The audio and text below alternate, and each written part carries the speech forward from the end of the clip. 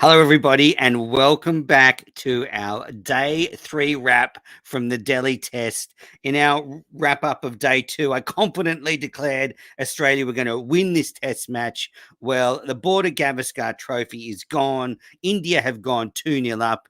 It's 7:30 p.m. local time in Sydney. So Australia have lost just before tea in India. Incredible day's play. Paul, I just want to start off by saying you have accused me of not caring if Australia loses in this series. I think anyone who saw me rant and rave like a lunatic at lunchtime will know I'm just as passionate about this Australian team as I ever have been. Well, that's great. I mean, I must say my main thought at the moment is not whether you're happy or sad. It's my own happiness and sadness. And it's just, we're on the cusp of being able to say it's 1-1. The series is all there to play for. India's proud record at home. Yeah, you've got a great record at home, but now the big boys have come knocking and Australia's come and knocked you off. And now it's just been ripped away in the most humiliating way. It's now like, they could make a legitimate case to say maybe Australia should go home. Like the destruction.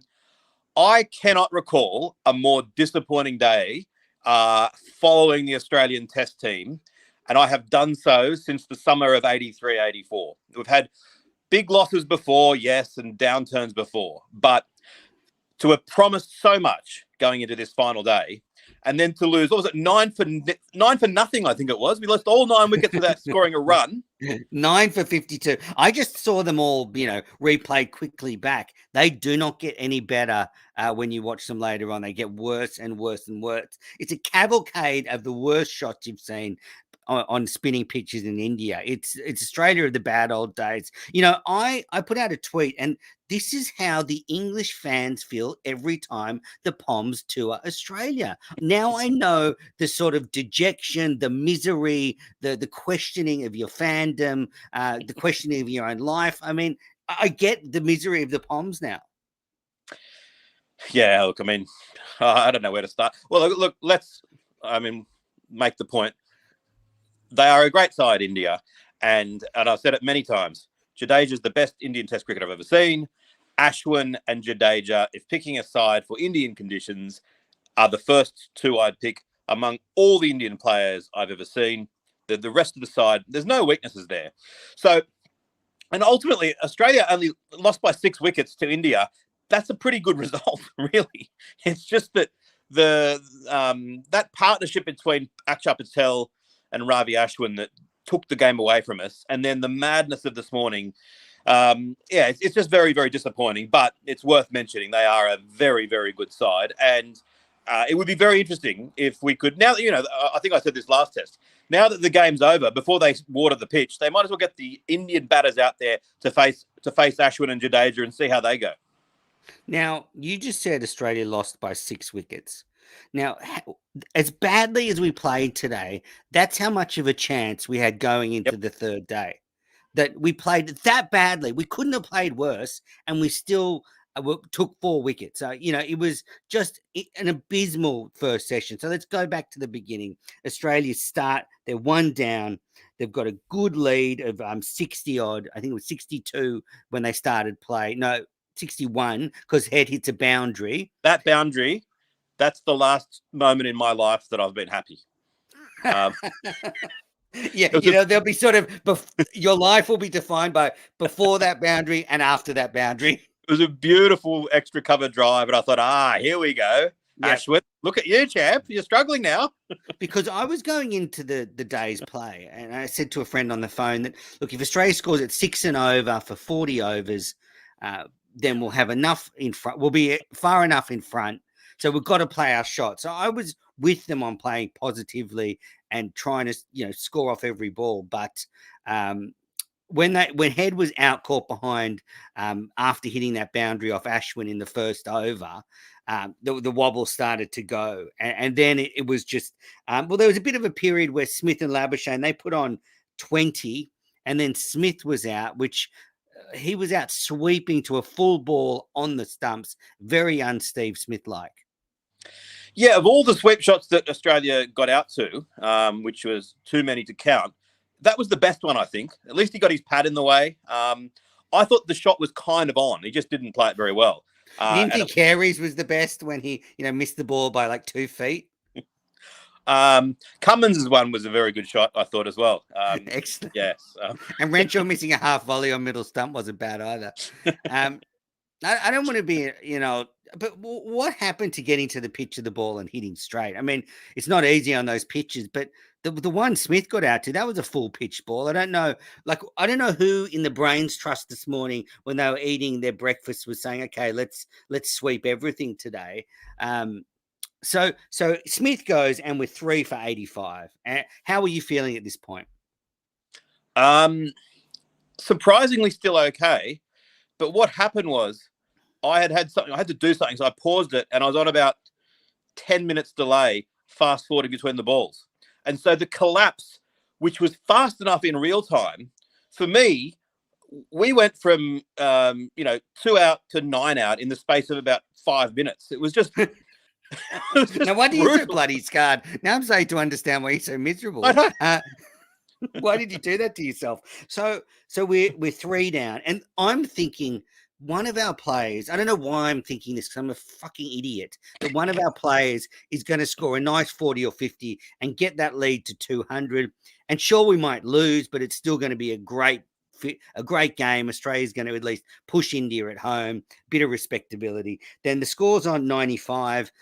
Labuschagne goes back to a ball from Jadeja that actually was sort of a bit of an arm ball top spinner that skidded on and bowled him. It was an ungainly looking shot, but I think, Jadeja, that was well executed, went on with the arm. So Labuschagne goes for 35, which compared to all the other players was like scoring 2,000. It would be very interesting to be able to do a split screen of what Kohli or Sharma might have done to that ball. They might have got them out because it did keep low and it was a good ball.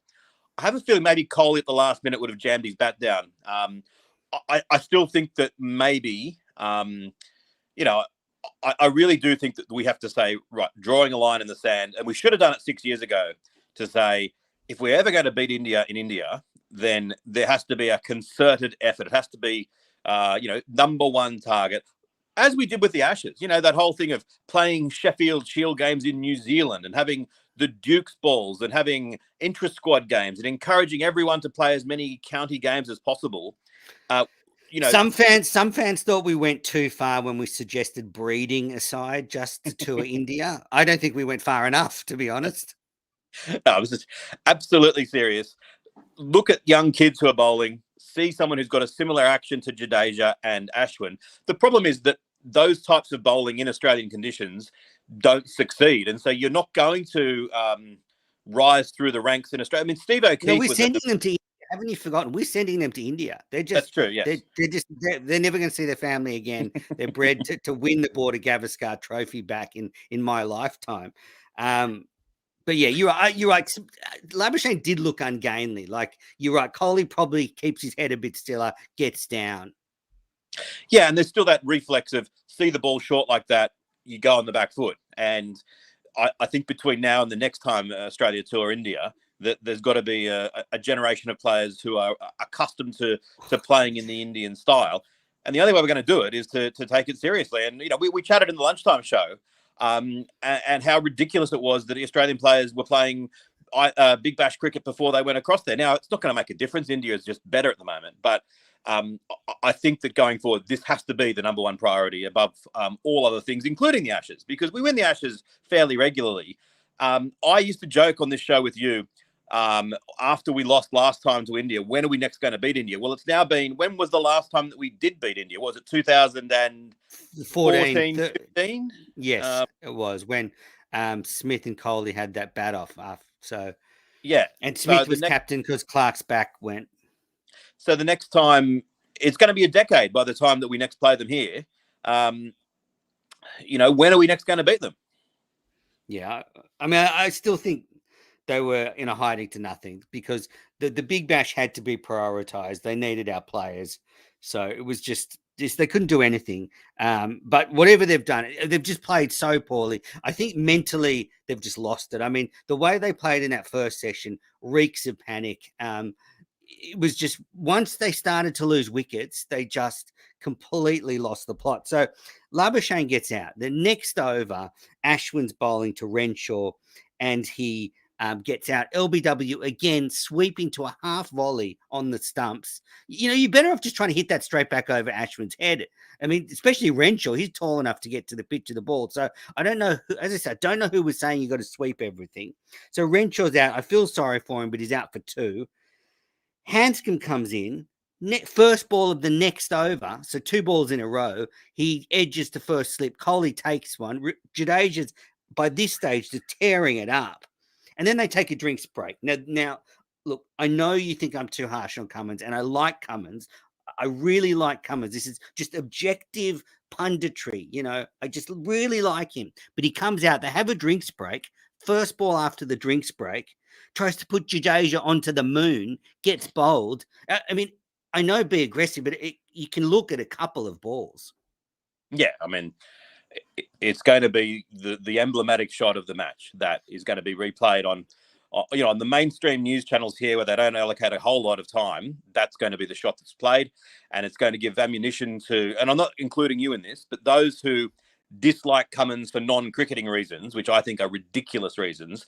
It's going to give ammunition to them to, and laugh. And for those who think that if Langer had been coached, things would be different, which I don't agree with. He was the coach when we lost to India twice. We lost to India twice in Australia under his stewardship. So I don't think there'd have been. Sorry? Close series. We bowled out for 30. I mean, can you imagine? So say Langer is in the dressing room and Australia have been bowled out in 30 overs, 2 matches in a row.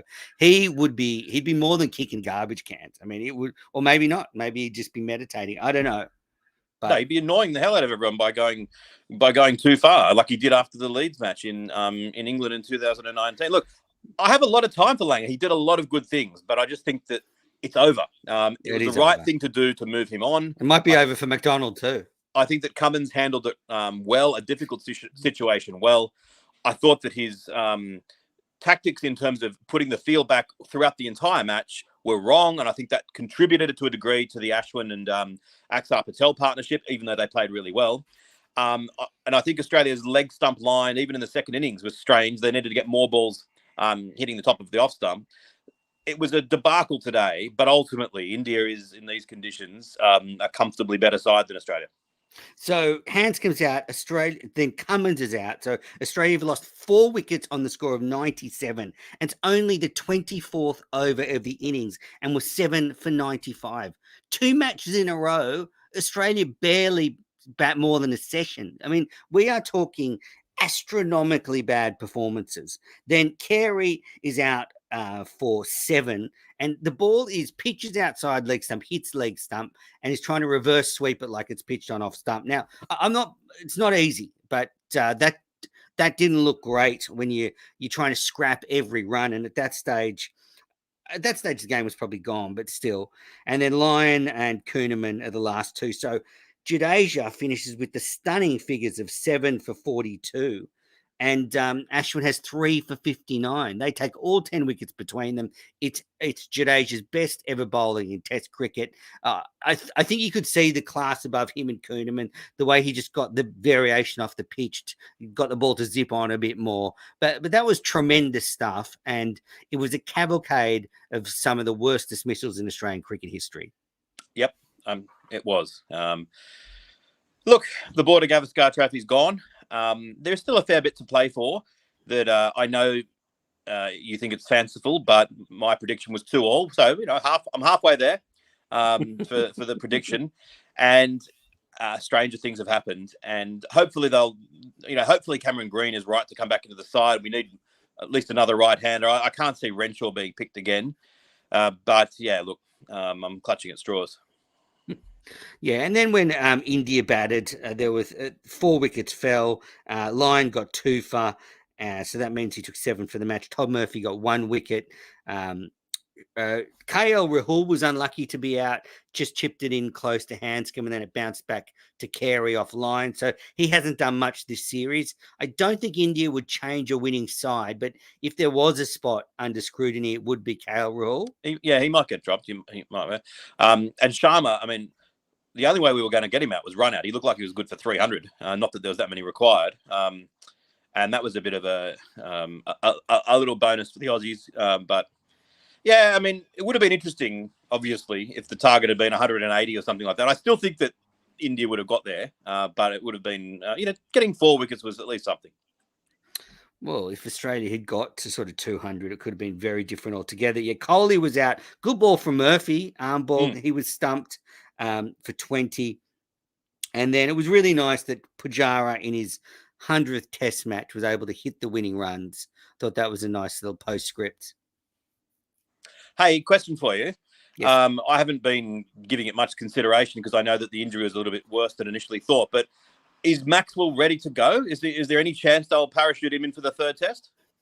Well, he's due to play a Shield match, I think, this week for Victoria. And then I think the test starts the Wednesday after. Look, I'm not sure they'll take him over because they said they weren't going to take him over because he hadn't been playing. Well, I'm not sure a couple of days Shield cricket will make that much difference, but they could make wholesale changes to the squad. Get him over. George Bailey did say before the series that the big gap between the 2nd and 3rd test might mean they make changes. I honestly wouldn't be surprised if Cummins comes home, not to quit the captaincy in disgrace or anything, just to come home, have a rest. Stark will play the last 2 test matches. You can say, well, that shot and then his captaincy with the field out when they needed to take wickets shows he's a bit rattled. And it's so hard. It's 35 degrees. Your side's losing. You're a fast bowler. Of course he's going to struggle. Yeah, and that is, to your point, one of the disadvantages of having a captain as a bowler. But to my point, they should have made it clear from the outset that just because he's the captain, it doesn't mean he's an automatic selection in every game. And if it's the right thing to do for the team, for him to be rotated out for a game, that they should have flagged that right from the start, that doesn't necessarily have to be something controversial, because you've got a good point there. Assuming that the indoor pitch, and I was hearing Ravi Shastri talking about it, saying it's similar sort of soil to Delhi, that if the pitch is going to be similar, what's the point of Cummins going up there and breaking his back again, looking reasonably innocuous? There's no future to be gained in that. So maybe he should pop home, refresh up, and bring some new blood into the team. Yeah, it's not the worst idea.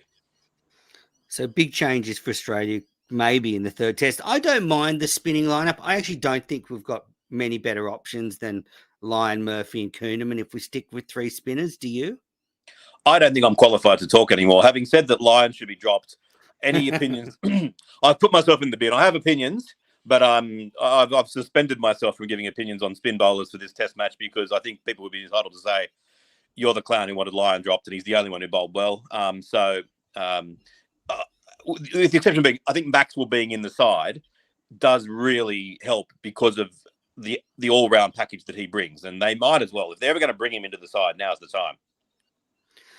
Yeah, so a bit of a gap now. So for those that are just catching up, Australia are 2-0 down in the series. The Border Gavaskar Trophy is gone. Australia have lost two test matches in basically 2.5 days. I mean, can you believe this? That it's happened 2 matches in a row? Like I thought last night we'd maybe turned a corner, but that was literally just half an hour of Travis Head. Stumps came too early, didn't it? Yeah. Yeah, I mean, I don't know. It's.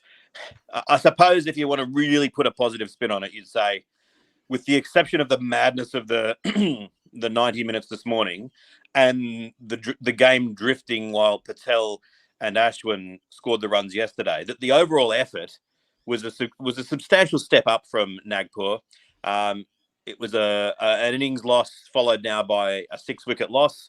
If the improvement continues, maybe indoor is where Australia will get an unexpected win and head to the final test match at Ahmedabad and with an opportunity of squaring the series. They can't retain the trophy, but that would be, from this position, an absolutely massive achievement. And I know every Indian fan is watching and laughing their heads off because they've all penciled it in 4-0, but you just never know. Yeah, well, good performance from Khawaja and Hanscom in the first innings. Nice little cameo from Head. I think that would mean that Warner probably will miss the rest of this series, especially with that hairline fracture. Yeah. I can't see him being. I think the fracture would keep him out anyway, wouldn't it? Yeah. And then sort of looking at the Indian side, I mean, I sort of think back to the first time I really remember Australia touring there, and that was 1998 when Australia went there. And then I think of all the tours. I mean, this is one of the best Indian sides we've ever come up against. This has got a long batting lineup. They've got not just two good spinners, but even the reserves are better than most of our spinners. They've got really good fast bowlers. So, if you're not on your game, we saw in these test matches, Shami and Siraj will get you. I mean, I would put this up there with the best Indian side we've ever faced.